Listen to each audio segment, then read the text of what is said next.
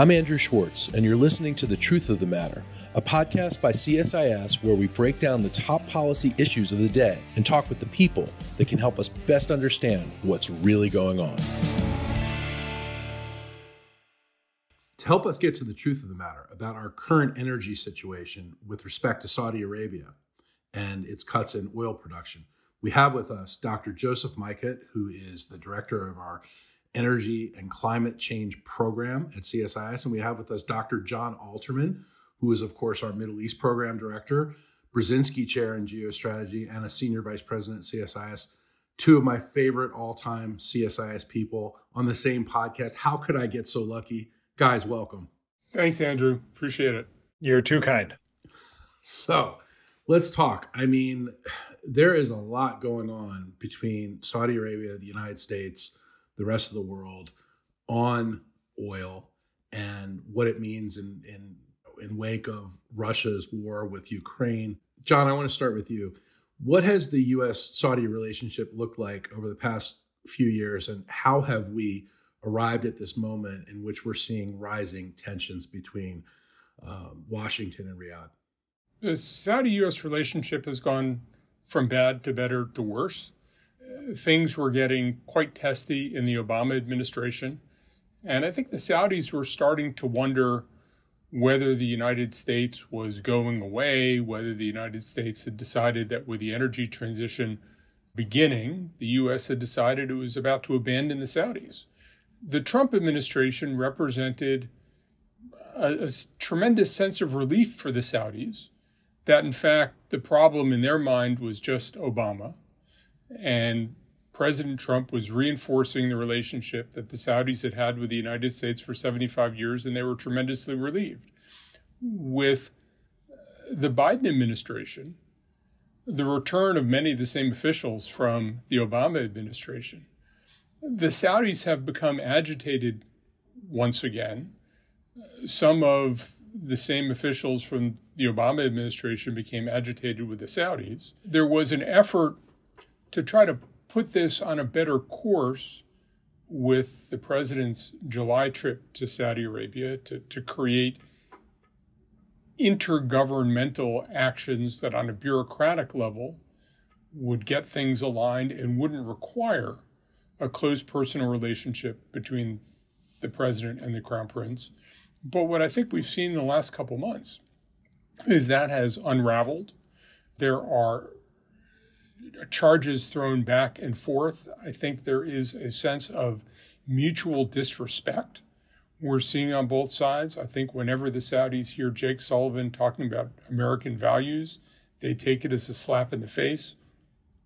I think we are in for a period of pretty heavy sledding if the Democrats conclude that the Saudis tried to meddle in American politics, if the Saudis reinforce their conclusion that Joe Biden is only in office for 2 more years and they're already looking beyond him, I think we may be in for some very rough times. Joseph, you've written about this with John and you've spoken about it recently.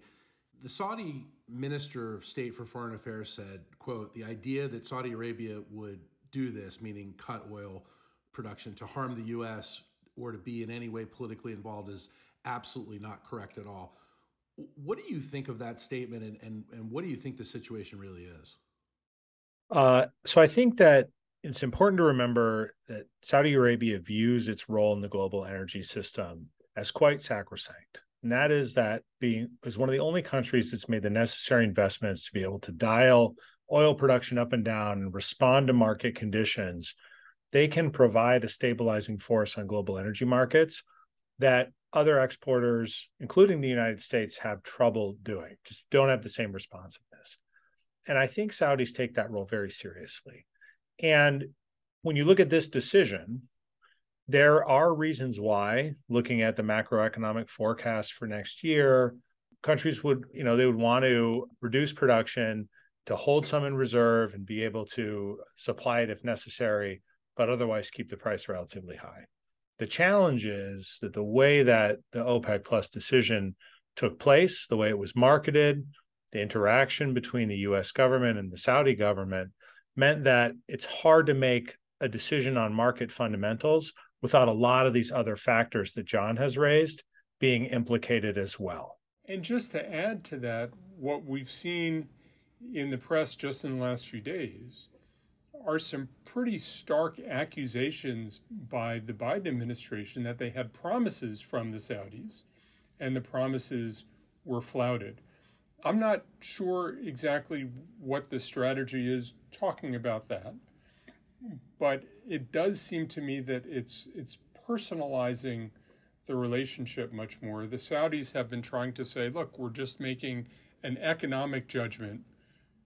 And the Biden team is attacking the veracity of that claim, attacking the veracity of what Al-Jubeir, the Minister of State for Foreign Affairs and former ambassador to Washington, has been saying. And it looks increasingly, I was at a meeting today with some of my peers from other think tanks with a foreign senior official, and people said it's kind of like high school. I think it's a little bit like junior high school. It is really very personal, and it's very personal about the president and the crown prince seem to genuinely dislike each other. According to an article in the Wall Street Journal earlier this week, the crown prince mocks President Biden and his intellectual abilities.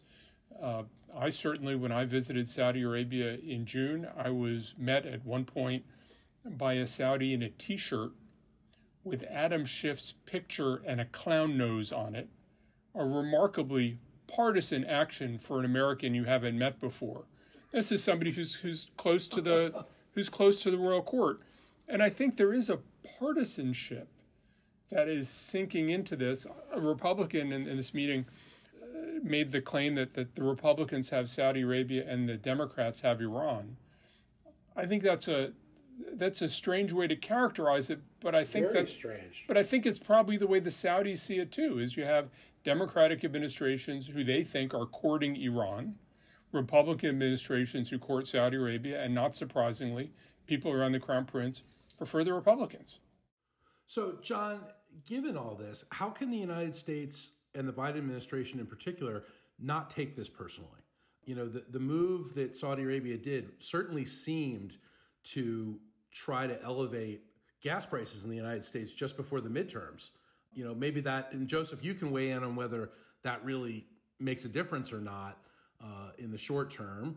But, you know, it's certainly, the optics of this certainly seem, if you're a Biden administration official or a Democrat, that this was done in order to hurt the Democrats. Well, look, I think you can make an argument, as Joseph suggested, there is a legitimate economic argument that the soft global economic picture, the fear of recession in Europe, all those things, the slowness of China's economic recovery, argue for more caution in the global markets. It seems to me that the issue was not so much the decision, but the way it was a process foul, the way the decision was revealed to the Biden team, the way the decision was rolled out. I think if the Saudis had tried to soften the blow, tried to telegraph, tried to reassure, handle it like diplomats and grown-ups, frankly, I think you would have seen a different outcome. But I was at a meeting with some senior Saudi officials who were in town a couple of weeks ago, and I got this sense of almost pride that we don't have to tell the United States what we're going to do. The United States is not a member of OPEC. We only talk to members of OPEC about what we're going to do with oil production. The United States has no right to know.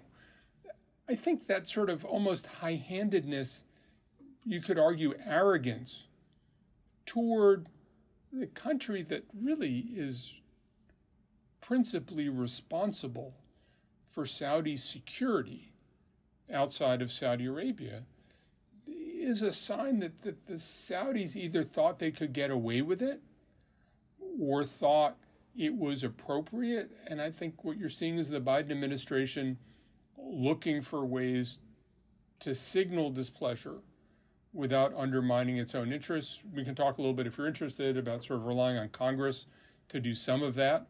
But to me, the main issue is it's a process foul on the part of the Saudis. They could have done this quietly and not harm the relationship, but it feels to me they did it loudly and suddenly, either indifferent to the relationship or hostile to the relationship. And I think you're going to see the Biden team's looking for ways to make its displeasure known. So, Joseph, how does this cut affect the United States energy relations with Saudi Arabia and with the Middle East more broadly? So I think it's important to talk a little bit about the context of the timing, right? So oil markets in the recovery from COVID and then in the wake of the Russian invasion of Ukraine have been really dynamic and volatile. And I would say that if the justification for this cut is economic uncertainty and fears of recession, there's just a wide band of uncertainty on what could happen in the future. You also cannot set aside the fact that the EU and the US are looking to find ways to reduce Russian oil revenues, which are seen as a primary driver of the war chest that Putin is able to use in his conflict against, or his war against Ukraine. And OPEC Plus, which includes Russia, right, signaling that it's going to reduce production, which is largely a production cut that is going to be executed by Saudi Arabia and other Gulf countries, sort of indicated, I think, to the administration also, like, we're not really on your side in terms of the manipulation of these markets and reducing Russian revenues, right? Because a lot of what the EU and the US are trying to do might take Russian barrels off the market. And their argument is, well, we need a lot more supply if we're going to do that, because we want to accomplish two things: reduce Russian revenues and not ruin the global economy. The timing of all this is very challenging because these sanctions packages that the EU has passed, or the price cap that the US is arguing should be used on Russian exports, are all sort of happening in the same window that the OPEC Plus decisions are starting to apply to. And those tensions are very hard to separate from the broader and longer term US-Saudi relationships. What does this mean for our energy relationship? I mean, the US trades oil with Saudi Arabia, right? But we're not the huge destination we once were. Saudi trades a lot of oil with China, India, and other countries because we're such a large producer now. But the reality is that we're both contributors into a global pool, and that pool has gotten slightly smaller. And if the US wants to accomplish this other basket of goals related to Russia, it has to probably grow smaller still. The Biden administration is looking for partners who can help them on that side of things. So how does this change our energy policy, if at all, in the short term? In the short term, I'm not sure that there is much change. I think it is possible that the US or the Biden administration will look for ways to be more supportive of our domestic industry, right? And find ways for the US production to fill more of that gap. It can't match what the countries of OPEC, and in particular Gulf countries, can do. But you could see some adjustments on the part of the Biden administration looking for ways to be a little bit more supportive of US industry. John, Tom Friedman has a column out which actually cites research done by Joseph Schopp here at CSIS. The thrust of Tom's column is that we're trying to do too much when it comes to energy. We're trying to deal with climate change. We're trying to produce more. We're trying to be independent of Russia. The United States and our allies shouldn't be beholden to Russia. What do you make of all that? And what can the United States do? Where does it leave the United States and its allies in terms of the war with Ukraine and the energy crisis in Europe? I would put it differently. I think we're having a problem aligning tactical and strategic needs, that there are some changes which will take decades, some changes which will take days, and we're not good at doing decades and days in the same planning session.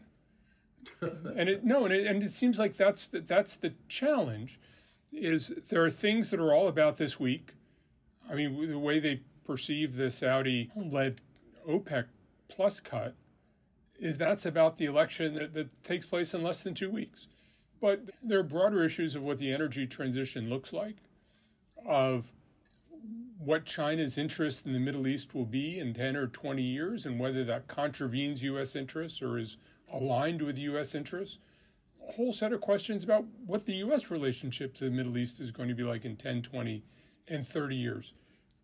And what the energy transition is going to look like, and whether it's going to be Middle East centered and you're going to have a huge focus on green hydrogen coming out of the Middle East, or whether it's going to be diversified. I mean, I think there are very short-term things and very long-term things, and we keep tripping over doing them both simultaneously.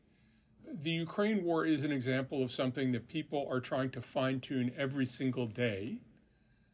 But I wrote a piece, as you know, about a month ago saying the energy transition is likely to make the United States and the world more dependent on the Middle East before it makes it less dependent on the Middle East. And how do you incorporate that into a strategy that's all about stopping Vladimir Putin this week?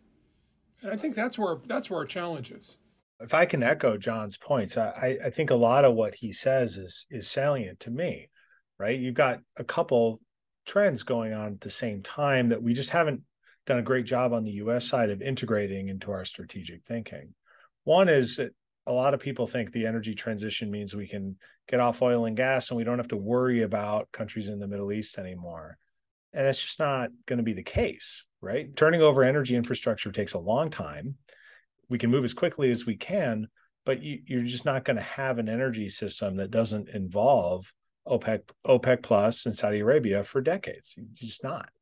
And even if we're the world's largest producer. Yes, even if we are the world's largest producer, right? Being a huge energy producer doesn't create energy independence for the United States, nor does it create the swing capacity that you have in these countries, the ability to turn production up and down.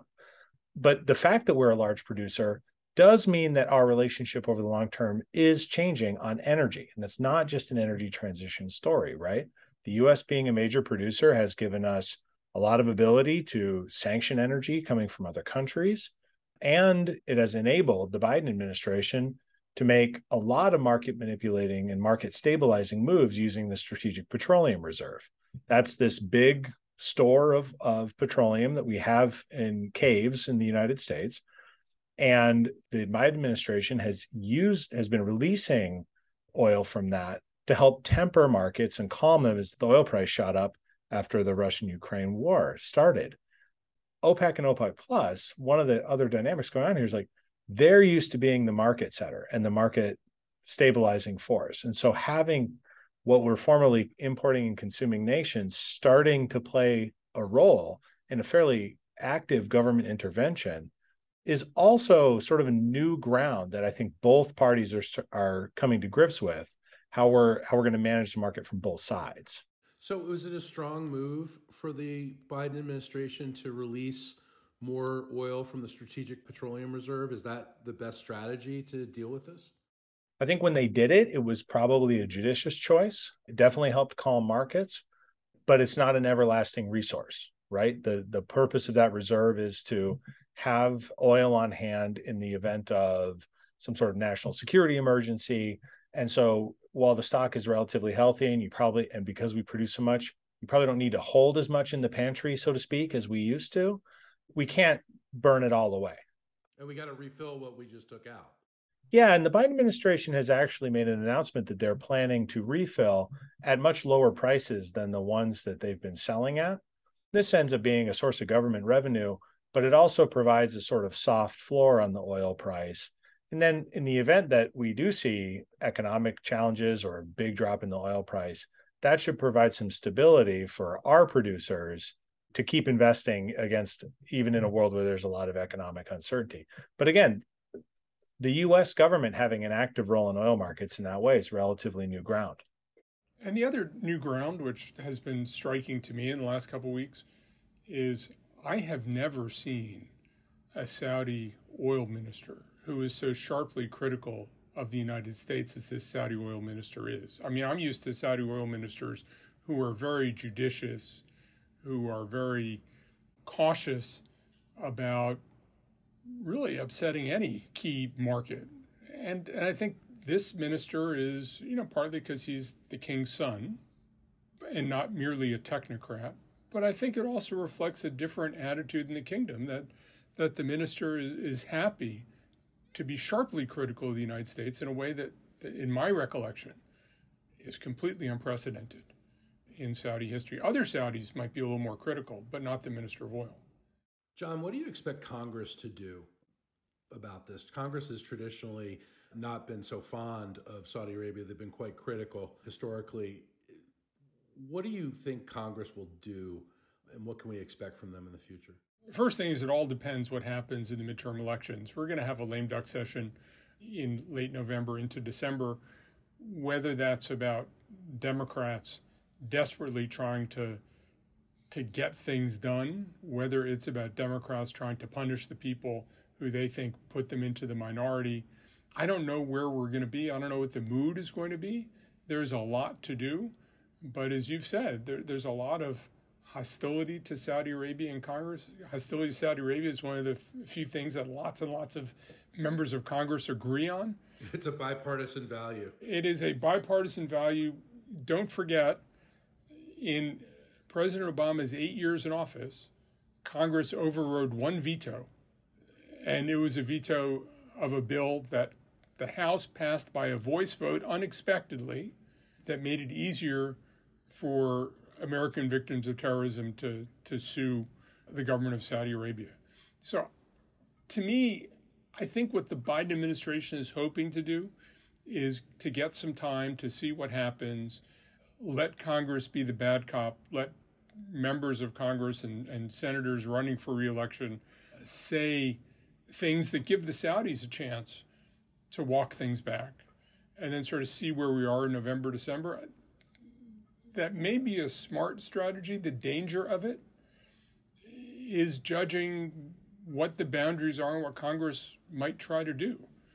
I could certainly see a mood coming where people say we're just gonna ping the Saudis because we can, because it's going to be popular, because we're angry at them. And what the president does in that circumstance, especially if you see this sort of worsening rather than improvement of relations in the interregnum, could put us in a difficult place. I think that the president's instinct is to disdain the Saudis rather than punish them. But we may find ourselves in a situation where the president feels that to maintain his credibility, there has to be some genuine punishment. And if that punishment comes out of Congress, it could be messy because Congress's legislation is sometimes quite messy. Well, what does that punishment look like? I mean, what members of Congress are talking about is refusing to sell Saudi Arabia sort of ammunition for some of their anti-aircraft systems, for pulling back. U.S. troops are doing training in Saudi Arabia. We've heard rumors that the U.S. might discourage investment in Saudi Arabia and try to make it more difficult for the Saudis to attract the U.S. investment that the Saudis want to attract. I could imagine any number of things. What is striking to me is that the Biden administration, when it came into office in 2021, said, let's take a pause on Saudi Arabia and let's give ourselves a year and figure out where things should go. And then I think they decided we can't ignore Saudi Arabia. We have to engage. And that is what teed up the July visit. It feels to me like we may be headed more toward a let's pull back and let's give it some more time. I'm not sure why 4 months after you essentially completed a study of what our strategy to Saudi Arabia should be, you have to start another study of strategy towards Saudi Arabia. I think from the Saudi perspective, the danger point is when I hear Jake Sullivan talk, Jake Sullivan likes to talk about testing propositions. He's a national security advisor. He's trained as a lawyer, and he likes to talk about testing propositions. When he spoke to me at CSIS in June of 2020 about Saudi policy, he talked about testing a lot of propositions. I think the danger for the Saudis is if the July visit and the aftermath were the test of the propositions, and the Saudis failed the test, that could suggest a deeper swing in U.S. strategy than the Saudis anticipate. My assessment is the Saudis are looking beyond the Biden administration. They said, we'll just hold on for 2 years and it'll be fine. But that may be wrong. Yeah, I was going to say, Joseph, can the Saudi Arabian government afford to alienate the United States to the extent that they seem to be willing to alienate the United States at this time? I do think that what we need to find is a way to grapple with these two new realities, right? The long-term shift toward clean energy introduces a lot of demand uncertainty and market uncertainty for Saudi Arabia. And we understand that they're incentivized to get money out of the oil industry while they can and spend it on economic diversification. I think we also need to recognize that the U.S. has emerging clout in global energy markets. And as our climate policies play out, may even have more if we can export more abroad. But we haven't yet articulated a picture for how the two countries are going to work together over the course of the next few decades to drive energy transition and to mutually benefit from that transition as much as possible. With that longer term view, it gives you more ability to sort of have a hand on the rudder as these intermediate challenges come up. But the July visit was intended to do that. It was intended to modernize the relationship, was intended to give us a whole set of goals, a whole set of cooperative activities going forward that would give us an agenda for a robust intergovernmental relationship for the next 10, 20 years. And it may be that that agenda is running aground after just a few months amidst mutual accusations, mutual distrust, where that puts Saudi Arabia, which seems convinced that it can afford to be non-aligned in the world, and the United States, which may feel that if Saudi Arabia wants to be non-aligned, it should have a taste of what non-alignment looks and feels like. I think for the Saudis, that could get very uncomfortable.